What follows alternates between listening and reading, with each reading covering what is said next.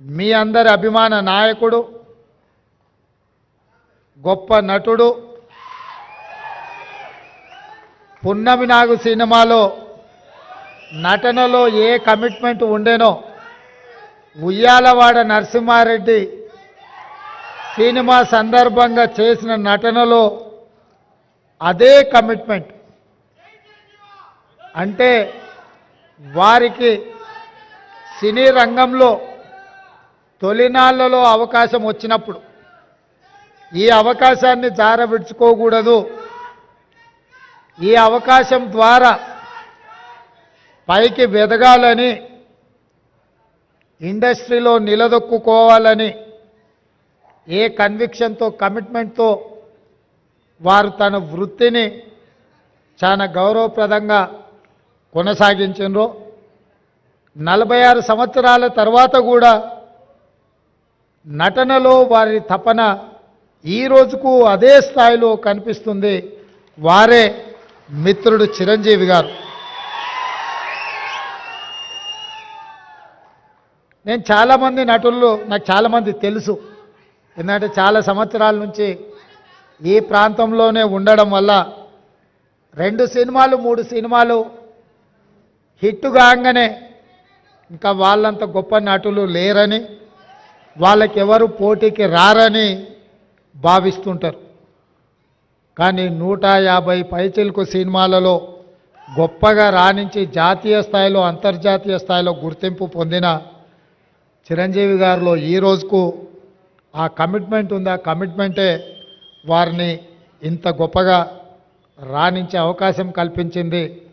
అలాంటి వారిని మా రాష్ట్ర ప్రభుత్వం సన్మానం చేయడం అనేది మా బాధ్యతగా మేము భావిస్తున్నాం. అదేవిధంగా గ్రామీణ ప్రాంతాలలో మారుమూల పల్లెల్లో పెరిగి స్థానిక కళలు వృత్తిగా మార్చుకొని వాటినే ప్రదర్శిస్తూ అందులోనే తమ జీవితాన్ని గడిపిన పద్మశ్రీ అవార్డు గ్రహీతలు వేలు ఆనందచారి గారు, శ్రీ దాసరి కొండప్ప గారు, శ్రీమతి ఉమామహేశ్వరి గారు, గడ్డం సమ్మయ్య గారు, బంజారా కెతావత్ సోమ్లాల్ గారు, శ్రీ కూరెళ్ళ విఠలాచార్య గారు, వీరందరికీ కూడా కేంద్ర ప్రభుత్వం పెద్దలు వెంకయ్య నాయుడు గారు చెప్పినట్టు మట్టిలో మాణిక్యాలను గుర్తించి వెలికితీసి సానబట్టి వాళ్ళు రాణిస్తే ఈరోజు కేంద్ర ప్రభుత్వం వాళ్ళని గుర్తించి పద్మశ్రీ అవార్డులు ఇచ్చింది. మన వాళ్ళను, మనలో ఒకరిని కేంద్ర ప్రభుత్వం గుర్తించి పద్మశ్రీ అవార్డులు ఇచ్చినప్పుడు మీ అందరి సమక్షంలో వాళ్ళని సన్మానం చేయడం రాష్ట్ర ప్రభుత్వం బాధ్యతగా భావించి ఈరోజు ఈ కార్యక్రమాన్ని ఏర్పాటు చేయడం జరిగింది. మిత్రులారా, ఈ కార్యక్రమం రాజకీయాలకు అతీతమైన కార్యక్రమం. ఈ కార్యక్రమం ఒక మంచి సాంప్రదాయాన్ని నెలకొల్పడానికి మా ప్రభుత్వం చేస్తున్న ప్రయత్నం. తెలుగువాడు ఎక్కడున్నా మనవాడే, ఏ ప్రాంతంలో ఉన్నా మనవాడే. ఈ దేశంలో హిందీ భాష తర్వాత అత్యధికంగా మాట్లాడుకునే భాష తెలుగు భాష. దేశంలో 2వ భాష అత్యధికంగా మాట్లాడుకునే భాష తెలుగు భాష. ఇవాళ మన భాష అంతరించిపోతుందేమన్న అనుమానం వస్తున్న సందర్భం. మన కవులు, కళాకారులు గ్రామీణ ప్రాంతాలలో సాంప్రదాయబద్ధమైన ఈ వృత్తులను వదిలేస్తే చరిత్రలో కనుమరుగవుతుంది. ఇట్లాంటి కవులను, కళాకారులను, వివిధ రంగాలలో రాణించిన వాళ్ళను రాష్ట్ర కేంద్ర ప్రభుత్వాలు గుర్తించి గౌరవించి వాళ్ళకి ఈ రకమైన అవార్డులు ఇవ్వాల్సిన బాధ్యత, ఆ సాంప్రదాయాన్ని కొనసాగించాల్సిన బాధ్యత ఎన్నికైన ప్రభుత్వాల మీద ఉన్నదని నేను భావిస్తూ ఈ సాంప్రదాయాన్ని కొనసాగించాలి. అందుకే ఎక్కువ సమయం తీసుకొని వారిని సన్మానం చేసినా దానికి అర్థం ఉండదని ప్రకటించిన ఎంబడే పెద్దలు వెంకయ్య నాయుడు గారిని చిరంజీవి గారితో మాట్లాడి ఈ కార్యక్రమాన్ని ఏర్పాటు చేసినాం. వెంకయ్య నాయుడు గారికి ఇతర కార్యక్రమాలు ఉండడం వల్ల ఉదయం 11 గంటలకే ఈ కార్యక్రమాన్ని చేపట్టాలని ఆలోచన చేసి మా అధికారులు చీఫ్ సెక్రటరీ గారితో శాంతకుమార్ గారితో ఇతర అధికారులతో మాట్లాడితే, సార్ ఉదయం అంటే అభిమానులు రారేమో, అది మీరు శిల్పకళా వేదిక అంటున్నారు, అది నిండదేమో, కొద్దిమంది వస్తారేమో, ఎలా సార్ ఈ కార్యక్రమం అని నన్ను అడిగాను.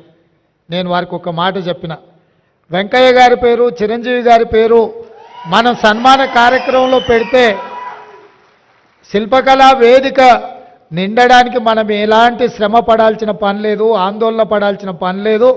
శిల్పకళా వేదిక నిండగా వారి అభిమానులు తప్పకుండా వస్తారు అని నేను వారికి చెప్పిన. నా నమ్మకాన్ని నిలబెట్టినందుకు మిమ్మల్ని అందరినీ మనస్ఫూర్తిగా నేను మిమ్మల్ని అందరినీ అభినందిస్తున్నా. ఎందుకంటే ఈ కార్యక్రమాలు సాయంత్రం పూట పెట్టే కార్యక్రమాలు, కానీ ఉదయం 10 గంటలకే మీరందరూ వచ్చి ఈ కార్యక్రమాన్ని కల్లారా చూసి ఈ రాష్ట్ర ప్రభుత్వం చేపట్టిన కార్యక్రమాన్ని పెద్దలు వెంకయ్య నాయుడు గారు, చిరంజీవి గారు లాంటి వాళ్ళు పద్మశ్రీ అవార్డు గ్రహీతలు వారు మమ్మల్ని అభినందిస్తుంటే మా ప్రజాపాలనకు ఆశీర్వాదం పొందినట్టుగానే నేను భావిస్తున్నా. అదేవిధంగా ఒక మంచి సాంప్రదాయానికి పునాదులు వేయాలన్న మా ఆలోచనను మీరందరూ మనస్ఫూర్తిగా బలపరిచినందుకు మిమ్మల్ని అందరినీ కూడా నేను అభినందిస్తున్నా. ఈ కార్యక్రమంలో పద్మశ్రీ అవార్డు గ్రహీతలు కవులకు, కళాకారులకు జీవితంలో వయసు మీద పడ్డ తర్వాత వెనక్కి మళ్ళీ చూసుకుంటే చప్పట్లు దుప్పట్లే మిగులుతున్నాయి తప్ప ఇంటి ఖర్చులకు కూడా వెళ్ళని అత్యంత దుర్భరమైన పరిస్థితులు గ్రామీణ ప్రాంతాల నుంచి వచ్చిన కవుల, కళాకారుల పరిస్థితి. అందుకే ఈ రాష్ట్ర ప్రభుత్వం ఆలోచన చేసి మా మంత్రివర్గ సహచరుల అనుమతితో ప్రతి ఒక్క పద్మశ్రీ అవార్డు గ్రహీతకు 25 లక్షల రూపాయల నగదు బహుమతిని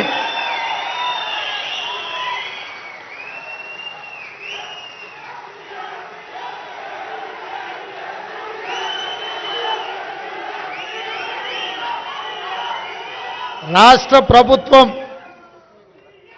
ఈ పద్మశ్రీ అవార్డు గ్రహీతలను చప్పట్లు దుప్పట్లతోనే కాదు, నగదు బహుమతి ఇవ్వడం ద్వారా జీవితాంతం ఈ కళలకే వారు అంకితం చేసి మిగతా జీవితాన్ని కూడా ఈ కళలోనే వాళ్ళు రాణించాలని మన ప్రభుత్వం, ప్రజాప్రభుత్వం 25 లక్షల రూపాయలతోటి నగదు బహుమతి వారికి ఇవ్వాలని మా ప్రభుత్వం నిర్ణయం తీసుకున్నది.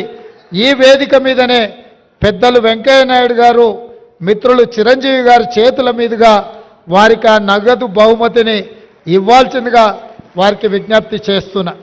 అదేవిధంగా ఈ నగదు బహుమతితో పాటు ప్రతి నెల వారి ఖర్చుల కోసం, ఎందుకంటే వైద్యము, ఆరోగ్యము ఖరీదైంది, ఇంట్లో చిన్న చిన్న ఖర్చులు కూడా ఈరోజు పెరిగిపోయినాయి. అందుకే ప్రతి నెల ఈ కవులకు, కళాకారులకు 25,000 రూపాయల పెన్షన్ ఇవ్వాలని కూడా ఈరోజు, ఎందుకంటే వాళ్ళు నిరుపేదలు. దాసరి కొండప్పని చూసింది కదా, మా జిల్లా వాడు, నా పక్కనే దామరగిద్ద మండలం, అత్యంత పేద కుటుంబం నుంచి వచ్చింది. వాస్తవంగా మనం ఇట్లాంటి అవార్డులు, రివార్డులు ఇవ్వాలన్నా వాళ్ళు అక్కడి నుంచి ఇక్కడికి కారులోనో కావలసిన వాళ్ళని తీసుకొని ఇంత దూరం రావాలంటే కూడా తవ్వ ఖర్చులు కూడా కష్టంగా ఉండే పరిస్థితులు.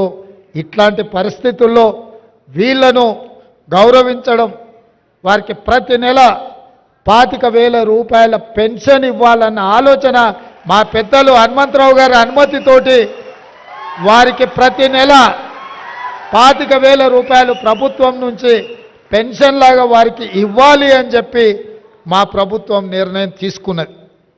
మిత్రులారా, నేను ఒకే ఒక్క మాట ఈ వేదిక మీద నుంచి చెప్పదలుచుకు, సాంప్రదాయాలను గౌరవించాల్సి వచ్చినప్పుడు, మన భాషను, మన సంస్కృతిని, మన సాంప్రదాయాలను కాపాడుకోవాల్సి వచ్చినప్పుడు అన్నిటినీ పక్కన పెట్టి మనందరం ఏకం కావాల్సిన అవసరం ఉన్నది.